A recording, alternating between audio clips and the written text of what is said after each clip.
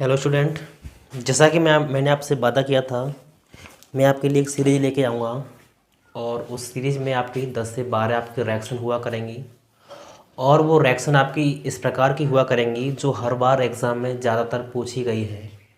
1 साल 2 साल के गैप में क्या होती हैं, वे पूछी जाती ही जाती हैं। तो आज हम 10 से 12 रिएक्शन कराएंगे जो आपकी एग्ज़ाम की दृष्टि से मोस्ट इम्पोर्टेंट हैं, और एग्ज़ाम में किस तरीके से पूछी गई हैं ये भी मैं आपको बता दूंगा। ठीक है।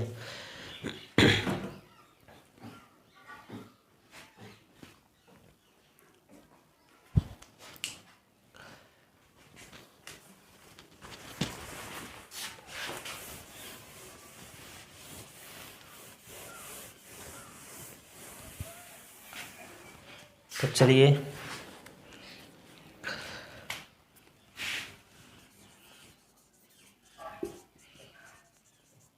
इम्पोर्टेंट रिएक्शंस, ठीक है, जो आपके एग्ज़ाम में काफ़ी फ़ायदेमंद होने वाली है, ऐसा कह सकते हैं। ठीक है। तो पहले मैं 2 या 3 वीडियो में आपकी वो रिएक्शन कराऊंगा जो नाम से आती हैं, जैसे रायमन टीमन अवक्रिया है, बोर्टस अवक्रिया है, किसके साथ होती है ये भी जानेंगे। उसके बाद में अन्य रिएक्शनों को करेंगे।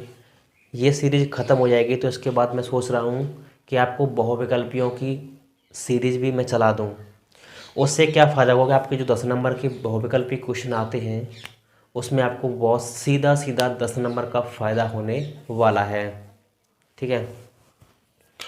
क्योंकि बच्चे क्या करते हैं, ज़्यादातर उन्हीं चीज़ों में मेहनत करते हैं, हेडिंग पढ़ते हैं, डेरिवेशन पढ़ते हैं और न्यूमेरिकल पढ़ते हैं, लेकिन बहुविकल्पियों पर ध्यान नहीं देते हैं। क्योंकि वो ऐसे 10 नंबर हैं, वो बहुत ही ज़्यादा सिंपल तरीके से अगर वो आपको याद होंगे तो 10 नंबर आपको कुछ भी नहीं करना है, सिर्फ आपको टिक करके ही आप 10 नंबर प्राप्त कर सकते हैं। तो चलिए आज की, मुझे उम्मीद है इस तरह की बुक आप सभी लोगों पर होंगी, मास्टरमाइंड तरीका की। ठीक है। तो इसमें से जो पहली अवक्रिया है वो है रायमन टीमन अवक्रिया। अवक्रिया का नाम है रायमन टीमन अवक्रिया। कौन सी है? रायमन टीमन अवक्रिया। इम्पोर्टेंट है, बता दूं आपको, ये 14 में, 17 में, 18 में और 20 में भी पूछी गई है, 2020 में एग्ज़ाम की दृष्टि से। अब देखो इसमें क्वेश्चन किस तरीके से दिया था ये पूछ लीजिए। इसमें दिया था निम्नलिखित पर टिप्पणी कीजिए। किस पर? निम्नलिखित पर टिप्पणी कीजिए। तो उसमें पहला जो इस तरीके से बनाई हुई थी उसमें लिखा हुआ था रायमन टीमन अवक्रिया। इसका मतलब है आपको जो रायमन टीमन अवक्रिया का समीकरण है वो आपको यहाँ पर देना है। ठीक है। तो इस तरीके से आपको क्या बना लेना है, एक फिनॉल बना लेना है। फिनॉल, फिनॉल का मतलब, फिनॉल बनाते हैं जब बेंजीन के ऊपर OH लगता है तो उसको बोलते हैं हम फिनॉल बोलते हैं। ठीक है। और इसकी हमें क्रिया CHCl3 + KOH इसके साथ हमें करा देनी है, यानी क्लोरोफॉर्म प्लस पोटेशियम हाइड्रोक्साइड के साथ ये रिएक्शन कराते हैं तो ये पूरी अभिक्रिया का नाम होता है रायमन टीमन अभिक्रिया होता है। अब देखो यहाँ पर इस तरीके से बनना क्या है वो देख लीजिए। पहले ऊपर OH है तो देखो यहाँ पर वॉच हो जाएगा प्लस। अब देखो जो K होता है पोटेशियम होता है, क्षार धातुएं होती हैं, वो क्षार धातुएं ज़्यादातर केसेस में हैलोजनों से क्रिया करती हैं और उन्हें दिख जाता है अभिक्रिया में, तो यानी K क्रिया करेगी किससे? Cl से। तो यहाँ पर KCl तो बनना ही बनना है। क्या बनना है? KCl। अब देखो Cl यहाँ पर कितने हैं? 3 हैं, तो कन्फर्म है यहाँ पर K कितने भी होने चाहिए? 3 होने चाहिए। तो यहाँ पर 3 से इंटू कर दूँ मैं, तो यहाँ क्या हो जाएगा? 3KCl हो जाएगा इस तरीके से। और यहाँ पर अब देखो 3K तो यहाँ पर आ गए, 3O हो गए और 3 ही H हो गए। यहाँ पर क्या जुड़ जाएगा? CHO जुड़ जाएगा। इसका नाम लिख लीजिए, यहाँ पर दिया हुआ है सैलिसिल्डिहाइड। ठीक है, क्या लिखना नाम? सैलिसिल्डिहाइड। अब देखो यहाँ पर एक ओ तो यहाँ पर आ गया, तीन में से तीन ओ ही तो है, यहाँ पर एक आ गया। अब दो बचे हैं, एच और ओ के संबंध में तो एक ही चीज़ बनती है, वो बनता है H2O। क्या बनता है? H2O। तो मात्र आपको इतना लिखना था, और जिस अभिक्रिया का नाम हो गया रायमन स्टीवन अभिक्रिया। इसे दूसरी तरीका में आपको किस तरीके से पूछेगा पेपर में आपको बता दूंगा। ठीक है, फिनॉल आपके सिलेबस में है, हटाया नहीं है। ठीक है, तो ये भी पूछ सकता है कि फिनॉल बनाइए या फिनॉल बनाने की कोई एक रासायनिक अभिक्रिया दीजिए तथा उसके 3 रासायनिक गुण दीजिए। रासायनिक गुण अगर उसमें नाम नहीं दिया था तो आप जो याद हो वो आप लिख सकते हैं, लेकिन अगर पेपर में ये दिया है कि आपको इन्हीं 3 के साथ कराने हैं तो आपको केवल उन्हीं के साथ कराना है, अदरवाइज आपको अपना दिमाग नहीं लगाना है। ठीक है, तो फिनॉल की क्रिया क्लोरोफॉर्म के साथ ऐसा भी आ सकता है कि फिनॉल की क्रिया निम्न कराइए, तो उसमें ऑप्शन दिया हुआ, क्या दिया हुआ? क्लोरोफॉर्म। क्या दिया हुआ? क्लोरोफॉर्म। ठीक है, क्लोरोफॉर्म नहीं दिया हुआ तो उसमें CH Cl3 भी ऑप्शन में दिया हुआ। इस तरीके से आपको क्वेश्चन भी पूछा जा सकता है। अब चलते हैं नेक्स्ट अभिक्रिया की ओर।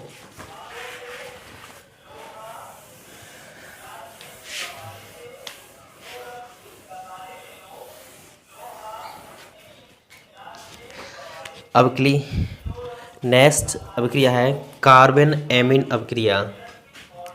सेकंड जो रिएक्शन है कार्बन एमीन अभिक्रिया।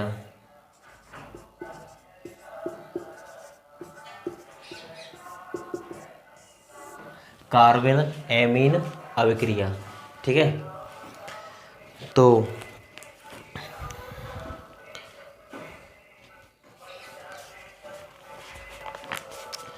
अब देखो कार्बन एमीन अभिक्रिया है, नाम से ही पता चल रहा है कि इसमें क्या आना चाहिए? एमीन आना चाहिए। क्या आना चाहिए? एमीन।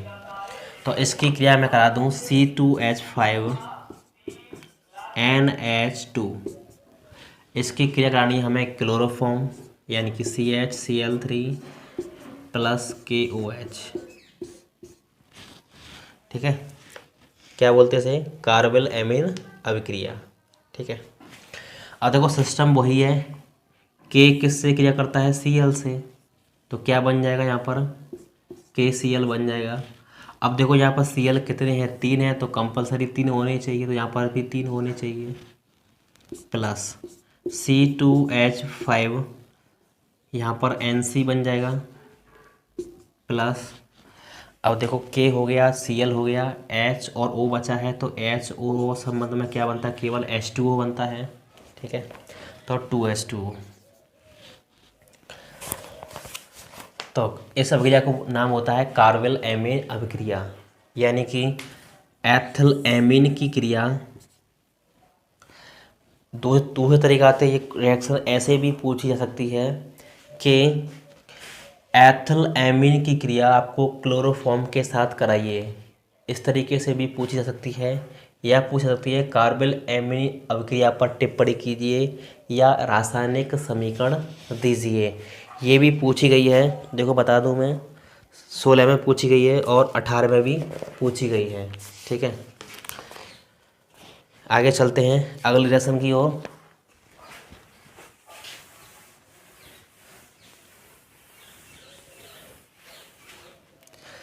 नेक्स्ट अभिक्रिया का नाम है बोर्टस-फेटिंग अभिक्रिया। बोर्टस-फेटिंग अभिक्रिया कौन सी है? बोर्टस-फेटिंग अभिक्रिया। ठीक है, बोर्टस-फेटिंग। देखो बोर्टस का नाम कभी भी आ जाए तो आपको उसमें एक चीज़ तो पक्की आनी है, सोडियम। ठीक है, क्या आना है? सोडियम आना ही आना है बोर्टस वाली में। तो इसकी क्रिया मैं करा दूं क्लोरोबेंजीन यानी बेंजीन के ऊपर Cl, Na तो आना ही आना है, प्लस दूसरी मैं ले लूँ CH3Cl ले लूँ। क्या ले लूँ? CH3Cl। अब देखो आपको पता ही होगा जो क्षार धातुएं होती हैं, यानी कि हाइड्रोजन, हाइड्रोजन तो वैसे अभी इसका स्थान निश्चित ही नहीं है, वैसे जहाँ तरह यहीं पर रखा गया है फर्स्ट वर्ग में। Sodium, potassium, rubidium, caesium, francium, जो आवर्त सारणी में जो फर्स्ट वर्ग के तत्व हैं उन्हें सभी को क्षार धातुएं कहा जाता है। ये एस ब्लॉक के तत्व हैं। तो Na क्रिया करता है किससे? Cl से। अब देखो यहाँ पर भी Cl है, यहाँ पर भी Cl है, तो जब Na एक Cl से क्रिया करेगा तो इससे भी क्रिया करेगा, करेगा नहीं करेगा? तो Cl कितनी यहाँ पर 2 है, तो 2 Cl के लिए 2 Na होने चाहिए कि नहीं चाहिए? तो मैंने यहाँ देखो यहाँ से 2Na, एक Na के साथ एक Cl, तो 2 Na के साथ Cl कितने आने चाहिए? 2 Cl आने चाहिए प्लस। अब देखो यहाँ से क्या बच गया, यहाँ से बच गया इस तरीके से। अब देखो यहाँ से ये भी चला गया, ये भी गया और ये भी गया, यहाँ मात्र क्या बच गया? CH3। और जब बेंजीन के ऊपर CH3 लगता है तो उसका नाम होता है टालोइन। क्या नाम बनता है उसका? टालोइन नाम बनता है जब बेंजीन के ऊपर क्या लगी हो? CH3 लगी हो। अगली अभिक्रिया की ओर चलते हैं।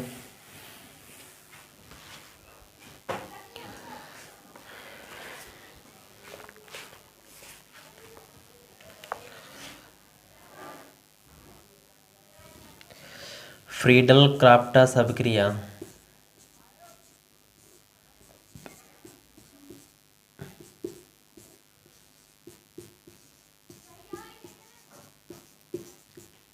फ्रीडल क्राफ्टस अभिक्रिया कौन सी है? फ्रीडल, फ्रीडल क्राफ्ट या क्राफ्ट कर सकते हैं अभिक्रिया, ठीक है, ये आपको कर देनी है। अब देखो फ्रीडल क्राफ्ट के लिए क्या करना होगा आपको? बेंजीन की क्रिया, बेंजीन हो गई, मैं CH3Cl के साथ करा दूं, यानी मेथिल क्लोराइड के साथ क्रिया करवा दूं। अब देखो आप लोग जानते ही होंगे कि बेंजीन के प्रत्येक कोने पर एक C और एक H होता है, यानी कि 6 C होते हैं और 6 ही क्या होते हैं उसमें H होते हैं। यहाँ से मैं इस कोने से इस तरीके से H को निकाल लूँ तो H किससे क्रिया करेगा? Cl से, तो यहाँ पर क्या बना लेगा? HCl बना देगा, ठीक है। अब यहाँ से Cl हट जाएगा, यहाँ पर H हट जाएगा, यहाँ पर क्या बचेगा? मात्र CH3। और मैंने अभी बोला था जब बेंजीन के ऊपर CH3 लगता है तो उसका नाम क्या बनता है? उसका नाम बनता है टालोइन। क्या नाम बनता है उसका? टालोइन नाम बनता है। अब चलते हैं नेक्स्ट अभिक्रिया की ओर। ये सभी रिएक्शन पूछी गई हैं किसी न किसी साल में।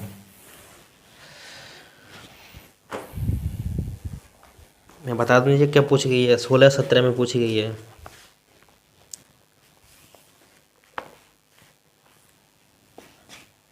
अगली है हुन्स-डीकर अभिक्रिया। हुन्स-डीकर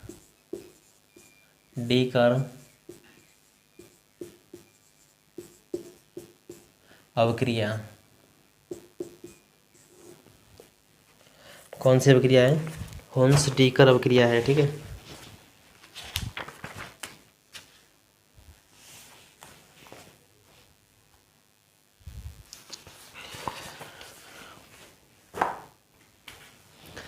देखो इसमें आपको क्या कर देना है? CH3COOAg की क्रिया आपको क्या Br2 के साथ करा देनी है। किसके साथ?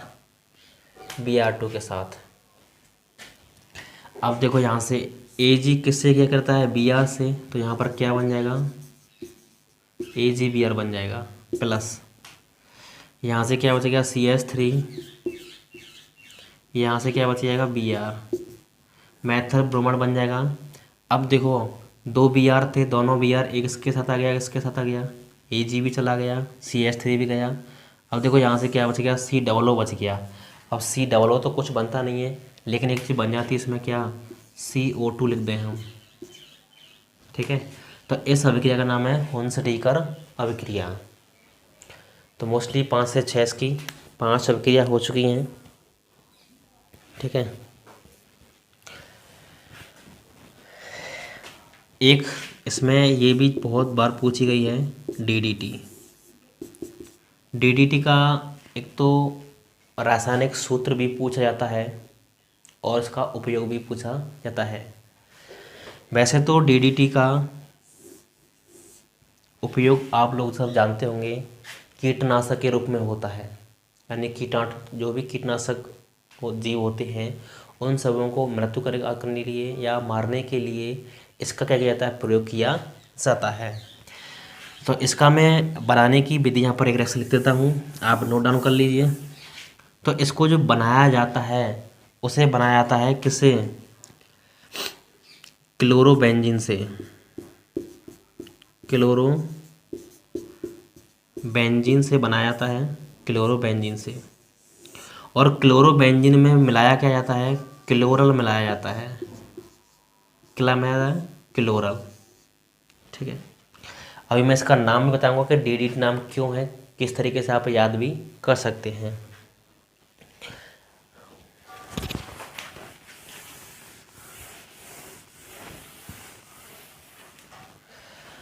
तो DDT को हमें बनाना है, केवल इसका रासायनिक समीकरण देना है। तो हमें बनाना है क्लोरल से। क्लोरल का सूत्र होता है CCl3CHO।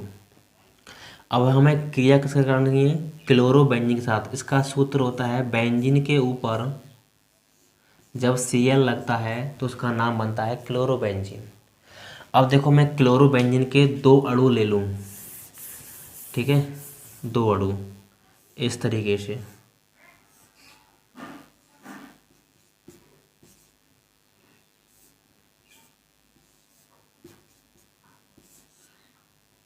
अब देखो आपको पहले ही पता है कि बेंजीन के प्रत्येक कोने पर एक C और एक H होता है।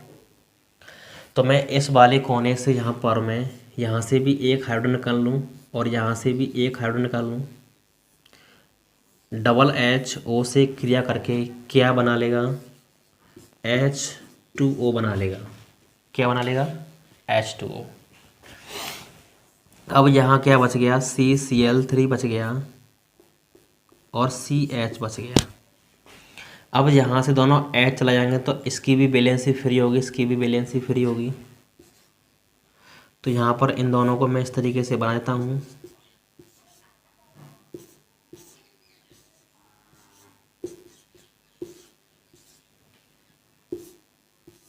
ठीक है, इस तरीके से। तो इसी का नाम क्या है, DDT। क्या नाम है इसका नाम, DDT। देखो कैसे इसको याद करेंगे, DDT नाम क्यों पड़ा। पहली D का मतलब होता है डाई क्लोरो। क्या मतलब होता है, डाई क्लोरो।